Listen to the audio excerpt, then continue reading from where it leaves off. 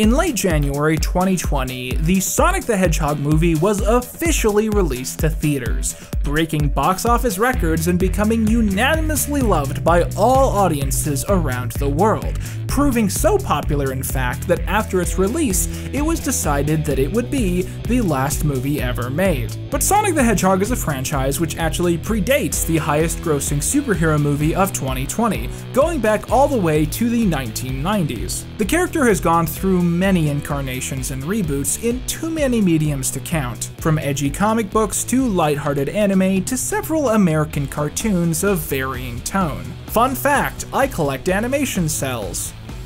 This is the only Sonic one that I own. But the impact of the franchise is hardly limited exclusively to official material, because Sonic has the honor of having more fan art than any other character on the internet. In fact, it's become a bit of a meme that if you type "your name the Hedgehog" into Google Images, you'll end up finding some sort of original character that has coincidentally been designed with your name. So for this episode of the 2020 edition of Knockoff November, I figured it would be fun to look at 3 movies which have attempted to do this exact same thing, to name their property Blank the Hedgehog. Now arguably, this is cheating a little bit, as you can't copyright hedgehogs. But from my experience of doing Knockoff November every December for all these years, knockoffs tend to be less about content and more about branding. And I think it's undeniable that most of the brands we're going to be looking at today were totally aware of the connection they'd be making here. This video has been a lot of fun to work on, and I had some friends come on and help me out with various parts, and some of those guys are going to be appearing later in the video. But first, I want to talk about something funny that happened recently. Back at the end of October, I promised you guys that if we hit 400,000 subscribers by the end of 2020, that I would make a review about the TV show iCarly. And pretty quickly, by around the middle of November, we officially hit that goal. And 1 week later, it was officially announced that iCarly was being rebooted. I did this. I don't know how, but I did this. I clearly have some sort of power that I have only just discovered. And I can use this power for good, or I can use it for evil. So if you go down right now and hit subscribe, I will use my newfound god powers to bring back all the TV shows you like Phil of the Future or Frasier, if everyone's schedules line up. And if you don't hit subscribe, I'll bring back all your favorite shows, but as sexy Riverdale reboots made by people who haven't even watched the original shows. Yeah, I just really want to get to 500k next year, so if you guys hit subscribe, that means a lot. Also, all my next couple of videos I think are really fun, and I really want to make sure you guys see them. So, you know, once again, just make sure you're subscribed. It means the world, and it makes me really happy to see that number go up. So, alright, that's it. Let's get into this. Okay, so I asked people on Twitter for suggestions on what to cover in this, and one person suggested something which totally does not fit the parameters that I just meticulously set up, but it's so hilarious and inexplicable that I had to include it. And furthermore, it had to be the very first thing we started on. That being Tanik the Hedgehog. This is not a movie, it's a series of YouTube videos, and it's not a knockoff, it's a parody of knockoffs. But when you watch it, it really makes you wonder, is the 2020 Sonic movie a knockoff of this? So our protagonist, the young teenager Peter, is spending time outside trying to cure his boredom when he notices that it's suddenly getting pretty hot outside despite it being winter. Looking up, he suddenly sees a ball of fire zoom past his house and crash into his backyard, which he chases after to see what it could possibly be. Oh no! No! No! Stay away from me! What are you? I am a hedgehog. Wait. Hedgehogs can't talk? Oh, but do they dance? Okay, like for real, are we totally sure that this isn't secretly the first draft of the 2020 movie? So Tanik and Peter go into his house and begin catching up, as Tanik remembers that before appearing on our world, he was in the middle of a big fight, and that he doesn't remember much else. Meanwhile, in the MS Paint galaxy, the evil Neo the Hedgehog begins searching for his foe so they can continue their epic battle. Using his computer, he scans the galaxy, and Tanik is 16 by the way, so careful with that fan art. He scans the galaxy and he's able to quickly find Tanik's signal and track him back to Earth, and he sends his fleet to Peter's backyard. If only Tanik had been using NordVPN, the most trusted VPN this side of the galaxy and the sponsor of this video, which would have allowed him to cloak his quill wavelengths and keep himself hidden from all cyber attacks, whether they be human or intergalactic space hedgehogs. I personally use NordVPN year-round entirely because it lets me be naughty whenever I want. How can you know when I'm sleeping when you can't even find me, bitch? Nord is currently holding a special deal just for the holidays. Every purchase of a 2-year plan will include 68% off and 4 additional months entirely free. But this is only available for the holiday season, so if you want to crack at this, you have to go to nordvpn.com/Quinton right now. Once again, that's nordvpn.com/QUINTON. Where was I? Wait, can you hear that sound? Yes I can. So Neo the Hedgehog comes down from space to do battle with Tanik, but instead Peter bravely fights in his place, nobly getting his ass handed to him by a space mammal. Alright, that's enough! Time for some Mortal Kombat!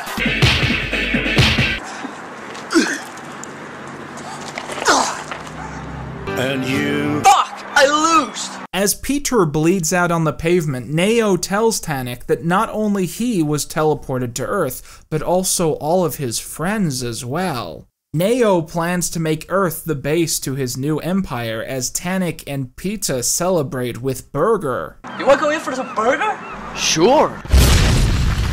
Oh boy, I wonder if episode 2 of this epic is just as incredible as the first one. I came here to kick your ass. Oh, really? Yeah, really. Okay, what game shall I play today? I found out while researching this that another popular YouTuber that I actually watch made a pretty popular video series about this, but I don't care, man. This shit is Shakespeare. It shouldn't be monopolized. So we're shown Peter picking out what video game he wants to play in real time, and after one eternity, he chooses pinball for the PS2, and we see him sit down and play that. This sequence of him picking a game and then playing it without showing the game takes up more than half of the second episode. 10% of the runtime of this entire web series is just this guy playing PS2 off camera. Eventually he hears a noise and runs upstairs, where he finally meets Rex the Fox. I can prove it, you motherf- Whoa, whoa, whoa, whoa, slow down! He offers to shake Rex's hands, but when Rex grabs his hand, he breaks it, ruining his ability to be a gaming master. At least I can't play World of Warcraft with this hand anymore. Thanks for the help. Well, sorry. Meanwhile, in space, Neo the Hedgehog says that there is still one left to find, implying a Knuckles knockoff existing within this universe. And then, the series just ends.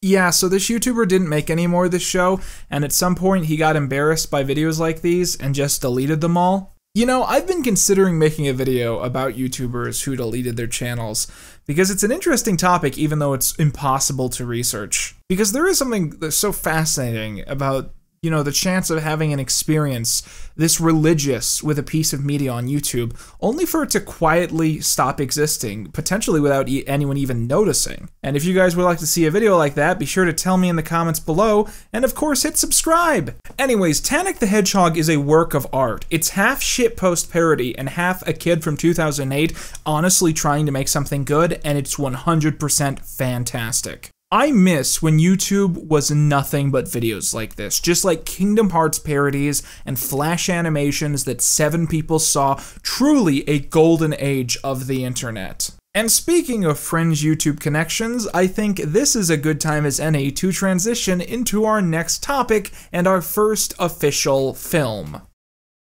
So I wanted to welcome you to the show, Mark. It's good to have you on. It's good to be here, Quinton. Yeah, fun fact, Mark and I are actually very good friends, and we always have been, and anyone who says otherwise is lying. No bad blood, no nothing. Nothing bad's ever happened between us. Ellis Mark, Quinton Reviews, best friends forever, going on adventures, solving mysteries, flying to the sun. And that's why we're watching a hedgehog movie. Yeah, as the resident weirdo who likes Sonic the Hedgehog. So the first real film that we're going to be looking at today is the very one which inspired me to make this video. That being Andy the Talking Hedgehog. When this first came out a couple of years ago, it became one of those films that everybody had heard of, solely because of its very strange cover, of which there are actually 3, each more strange than the last. It's the final one, which you can see here on my personal copy, which really piqued my interest. I mean, not only is the cast list surreal, but just this image of a hedgehog riding a horse with a caption that reads, "A magical good time." Oh, it's so beautiful. Andy the Talking Hedgehog is what I like to call a talking dog movie, which can be defined as when a filmmaker in California borrows someone's pet, films it for a few hours, and then somehow edits that into a narrative. Like Spooky Buddies or Santa Paws or... I'm thinking more like The Dog That Saved Christmas, The Dog That Saved Halloween, and The Dog That Saved Easter. Oh yeah, I might be thinking a bit too highbrow for this stuff, yeah. So the main defining traits of a dog movie are: number 1, they film some animal and then dub them over later as if, you know, it's Homeward Bound. Number 2, there's like comic relief robbers who try and rob someplace and get stopped by the animal. Number 3, Dean Cain is in all of these movies. Honey, want a chip? Bob, you're barking. Stop it. No, Bob, talk to me, dear. Don't bark. Stop it. Roll over. Run my hair. Right here, behind me. Do it. Do it. Yeah. Oh my gosh. Good. Out of all the movies I chose to watch for this video, Andy the Talking Hedgehog was overwhelmingly the most expected. It's not a great film. In fact, it's very, very bad, but it's the exact kind of film that I predicted it would be when Mark and I sat down to record this audio. So if you think that anything I'm about to show to you is weird, know how truly batshit insane some of the stuff later in the video must be.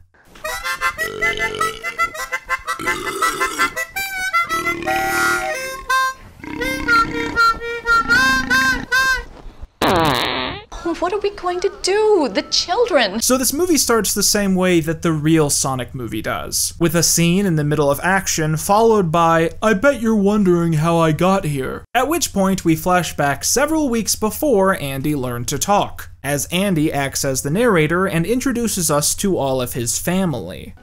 Hey, princess. That's Tina, Lily's funny older sister. She likes boys and pop music.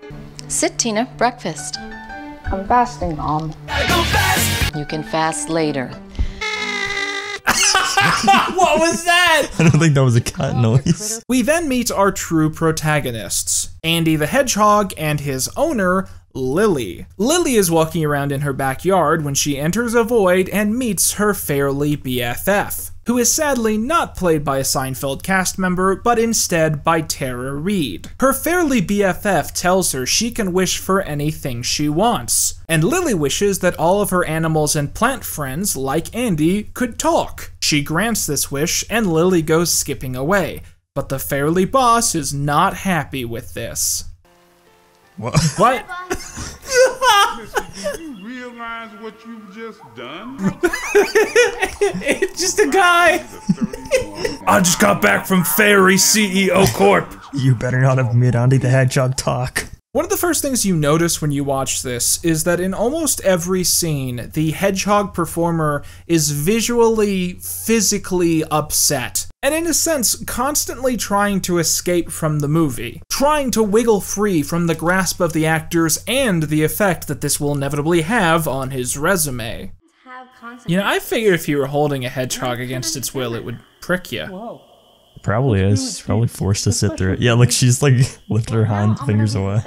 Lily wants to share Andy talking with her family and friends, but Andy says that if humans see a hedgehog talking, it will upset the natural order and cause chaos. Meanwhile, 2 comic relief stooges are preparing to clean the gutters of the house, and we see a long, uncut sequence of them figuring out how to put up the ladder. If they start it like this, then the audience might be confused as to how they got the ladder there. Eventually, Lily convinces Andy to talk in front of other people, starting with her sister and her sister's dumb best friend. Can you actually talk, little rat? I'm a hedgehog, sweetheart, not a rat. Oh my god. That line was clearly stolen from Sonic and the Secret Rings. In the final cutscene when Sonic says, "I'm not a rat, I'm a hedgehog," show that clip here, Quinton. I'm not a rat, I'm a hedgehog! I gotta boast my Sonic knowledge. Her sister then invites her smart best friend over to get her hot take. And when the smart friend sees that Andy really can talk, she passes out. Oh gosh, the hedgehog killed her. I look good on social media though. Wow, yeah, that's what teenagers do. Selfie. A selfie with the dead body. My own. I don't have anybody care. The way this shot is set up, I'm really expecting someone to run up and kick him. Fucking torturing this hedgehog. At this point, Lily agrees to let Andy run around free in the backyard, leading to the best sequence in the entire movie, where they literally just capture stock footage of hedgehogs and then dub it over later. Andy, my knees are acting up. My tendonitis is acting up. These veterinarians, man, they don't know what they're talking about. This is great. I'm kind of loving this movie now. I feel like if they uploaded this just with music on YouTube and called it like ASMR Hedgehog compilation, they would have made more money than whatever they made from this movie. Definitely. I forgot hedgehogs can actually do that. Oh yeah. It's really cool. Anyways, the two stooges from before find out Andy can talk and decide to steal him so they can win that talent show or sell him for gold or whatever. Does that Voodoo Obama in the background? Yeah, it does. This is from 2018, right? I didn't want politics in my talking hedgehog movie. I'll admit that at this point in the movie, I got bored, and I just started looking at the IMDb page of the film's director to see what other crap he'd put out. The director of such films as A Dog for Christmas, Arlo the Burping Pig. Scrap Andy the Hedgehog, I want to see Arlo. I swear to God, I'm clicking on all these, and every time, every poster has Dean Cain in it. Drake Bell is the voice of the pig? No. I also got crackers. Lots of crackers. Do you have any crackers? I think I'll take my crackers upstairs, please. Andy, you're not allowed to say that. No. That's our word. Send the crackers on up. You keep saying it. So this stuff goes on for about 70 minutes, I'd say, and it's a bunch of nonsense. Let's not pretend it matters. In the end, the Stooges kidnap Andy, and Dean Cain saves the day by tackling the older guy, killing both the Stooge and Andy in the process. He still wants out of the movie. Look at him struggling to get out. I'm Andy the Talking Hedgehog, saying goodbye. It's a YouTube retro. So, what'd you think about that? 10 out of 10, I'd say. Yeah, I wasn't feeling it at first, but every time Andy was talking and on screen, it like reeled me right back in, and I gotta say, I very much enjoyed that. It's a good experience, yeah. So I think there's about 700 other movies made by this producer that are all exactly like this. So if any of you guys want to see more of these, then I guess that's the place to go. Yeah, at a certain point, you just gotta make a 2-hour-long video on all these. Or you could make the one review, because they're all pretty much the same, and just like read out the script but replace the footage each time. Well, I'll do that if we get to 1 billion subscribers, everybody, so hit subscribe. So when you look for Blank the Hedgehog movies, one of the first ones you'll end up finding is a little film titled Ludwig the Hedgehog. When I first came across this, I presumed it would be right up the alley for this video. The poster, presented here, shows the figure of a hedgehog dancing with a bit of text that reads, "Walk this way." So you end up thinking, okay, cheap kids movie, right? Wrong. Not a kids movie, pretentious art movie. Pretentious art movie in another language. Pretentious art movie in another language which does not feature a fucking hedgehog. I really considered not covering this, and here's why. You know how usually when you see a movie and you don't like it, you blame the movie? That's not the experience I had with Ludwig the Hedgehog.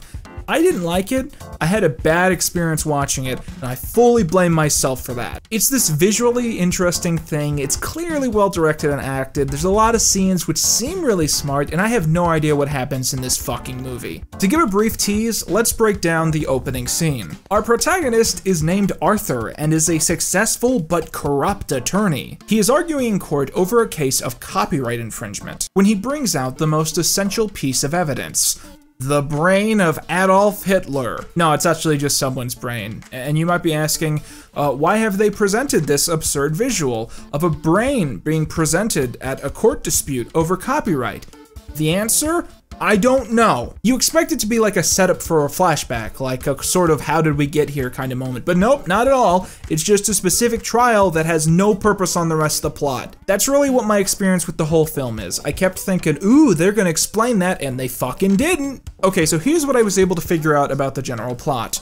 Arthur the corrupt attorney is a corrupt attorney whose enemies got no class. He's trying to threaten a guy named Levron into silence because Levron witnessed an attack by gangsters who Arthur is defending in court. And Arthur's best friend is a guy named Karen, who is an actor who's in love with his roommate Mary, who is a translator of old folk tales. At some point before the movie, Arthur was kidnapped and buried by gangsters, but Karen dug him up out of the ground? ?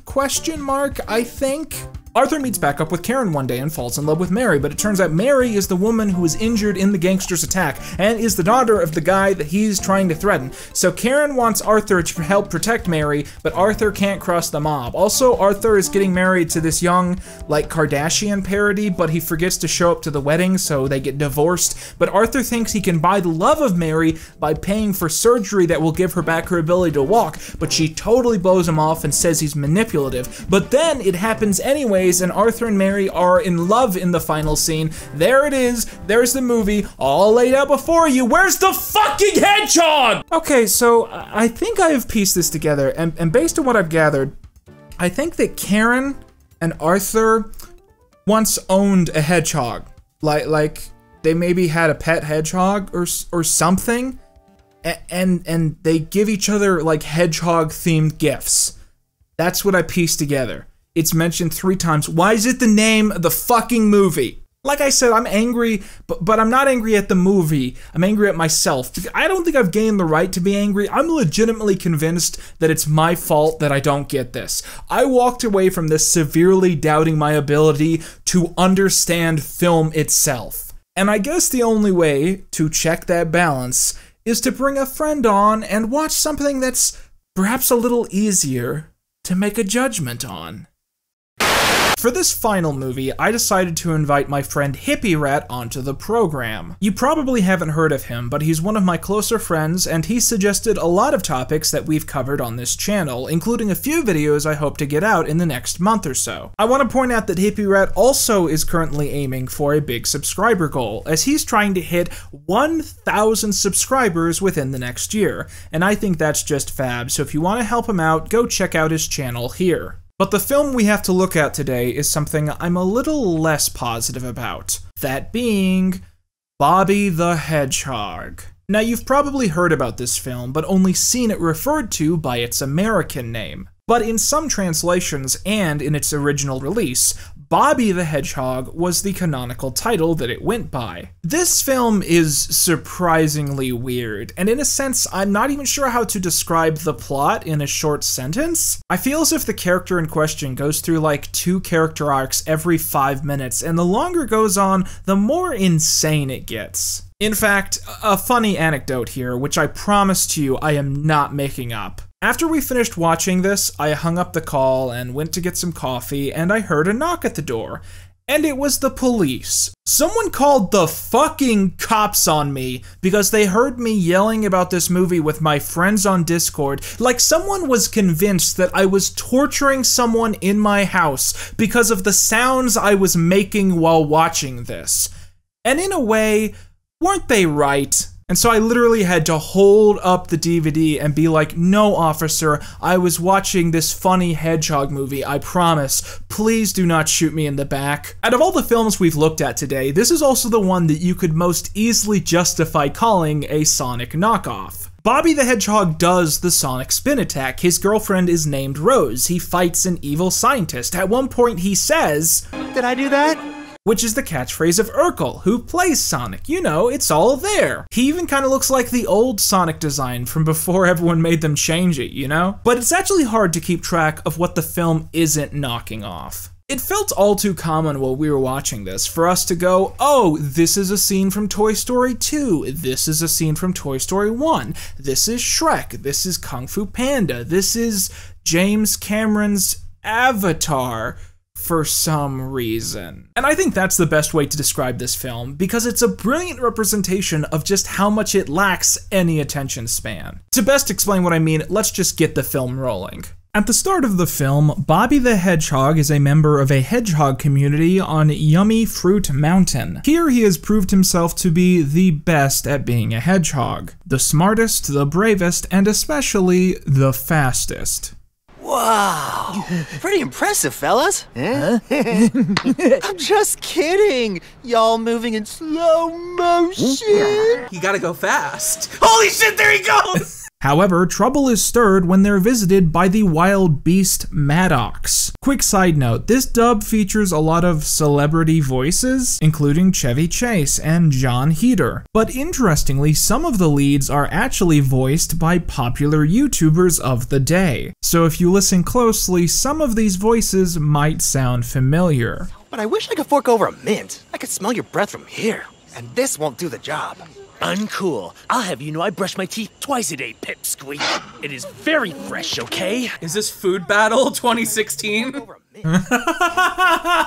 Your fruits can't step up to my pink frosted sprinkle donuts. This is just sending me back. These are voices I haven't heard in a long time. Maddox and Bobby get in a fight over this one specific fruit, leading them all the way down the mountain. Wow. Wow. Oh my god. Wow, we gotta import these animators, man. Pixar is out of touch. Oh no. They just die.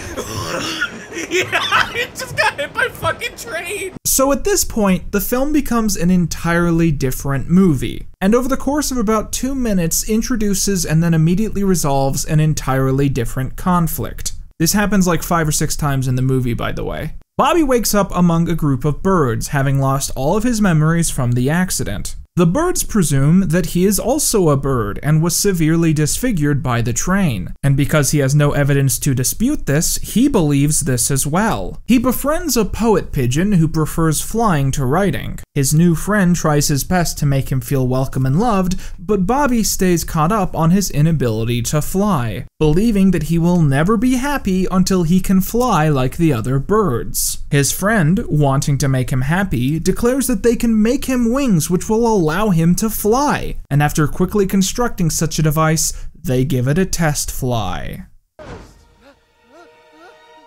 Hope it works. I think it'd be great if it worked. Oh my god! We're 15 minutes into this and the hedgehog is fucking flying. This might be the greatest movie I've ever seen, because if it keeps on this fucking track, he'll be on the moon by fucking sundown, dude.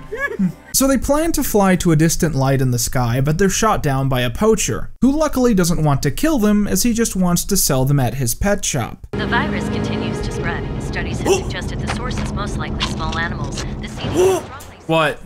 There's a coronavirus plot! What? There's a coronavirus plot in this movie! Is there? I missed it. We're in human territory. You don't stand a chance. You're about to live your worst nightmares. Oh my god, there's no way. Holy fucking shit! Oh my god.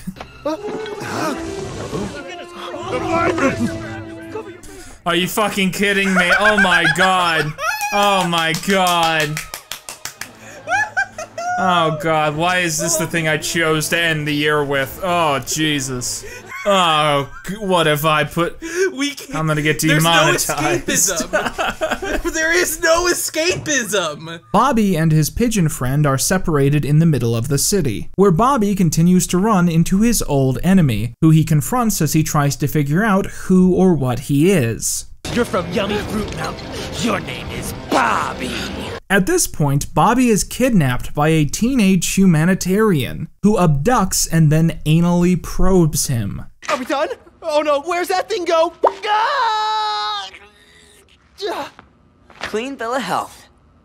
Wait, how? He's been hit by a train? He's fallen off of buildings? He's fine. I love those sound effects. To keep track of Bobby, the teen puts a tracker on him, which kind of looks like an armband, and takes him to his boss, Chevy Chase. The teenager asks his boss when the animal shelter they've been planning will be open, and Chevy reveals that he asked for the trackers to be put on the animals for a different reason. He wants to genocide all animals in the city, not only to stop the virus, but also to make money. Somehow. The teen releases Bobby, who is chased through the bad guy building. I feel like this music specifically is like based exactly off of. Oh my god. Oh my god! They got distracted by ass. Is he also distracted by the woman's ass? Tell me. No. Oh, thank god. Thank God. Bobby makes it all the way to the control room where the hazmat suit boys accidentally transmit footage of them trying to kill him to the entire city as they climb outside for a final fight. Now, you know how this feels like the final act of a movie where the whole plot is transmitted to the city? Well, we're about 35 minutes into this right now. This film's pacing is crazy. Bobby makes it to the top of the building, which is also the light he's been seeing throughout the movie, and he's rescued by Pigeon and a couple new female friends. Oh, that's cute. I like them. I like them. Yeah, this is nice. She hates his poetry. Oh, they're gonna fuck. Oh, they're fucking. Come on, guys. I thought we were supposed to hang out together. When Bobby was with the humanitarian, he saw a series of photos of an abandoned Olympic Coliseum and a girl hedgehog, and he mistakes these as repressed memories, and enters the hedgehog community there, which he believes is his home. The hedgehogs here shun him, saying he can only stay if he keeps his quills hidden, as they refuse to use their quills in this community. When he follows this command, he and his friends are allowed to take refuge. However, he quickly breaks the rule, climbing to the top of a tree with Rose to get the prettiest fruit at the top. He then has an episode and accidentally knocks Rose down, causing her to break her arm. This is a perfect example of the short attention span of this movie, because literally 2 or 3 scenes later, her arm is not broken. They forgot she broke her arm. Anyways, Bobby is shunned from the community and his friendship with Pigeon ends because of this. On the outskirts of the Coliseum, he again meets Maddox, but this time he snaps. I'm taking this for my trouble. Give it back. Yeah, I'm not gonna do that. Holy shit! He's just beating him to a pulp! Oh god! Fucking piece of shit! I'll fucking kill your family! Also, the hazmat dudes are still following Bobby, leading to this sequence. Holy shit, why? Oh my god! He damaged his spine. What does that mean? What the fuck is happening? What the fuck does that mean? You alive? I think so. It turned into a trident. Then what did that mean? The humans surround the Coliseum, planning to enter and kill any living life inside. And Bobby, the other hedgehogs, and all the other animals decide to band together and fight back. Special ops good to go. Bees! I can't believe there's bees! I'm so happy. I know, right? I'm so happy that there's bees. The bees are what's gonna help him out. Yeah, they're gonna land a fucking airplane on the people. Oh, what the fuck just happened? They built catapults. What? He died! He died! They're fucking murdering the humans. They're really not helping their cause for not being genocided. You know? Oh, True. God! See, this is the end of Avatar! This is the end of Avatar! Oh, it's actually the ending of Sonic! I'm tired of people using my power against me. Holy shit, it is the end of Sonic! Are you fucking kidding me? Chevy Chase begins physically abusing Bobby specifically, and nearly stomps him to death. But Bobby has a secret plan, to use a move that some say is impossible to pull off. When you watch this, keep in mind, I'm pretty sure this is the moment that led my neighbors to call the cops on me. What the fuck? He's gonna become a drill? Oh my god! Oh shit! Oh! Holy shit! Oh god! Oh god! Oh, I thought he went right through him. The humans are humiliated and defeated, and the animals are all rescued, and at the same time, entirely vindicated. Our research certainly backs Scott up. It isn't the animals.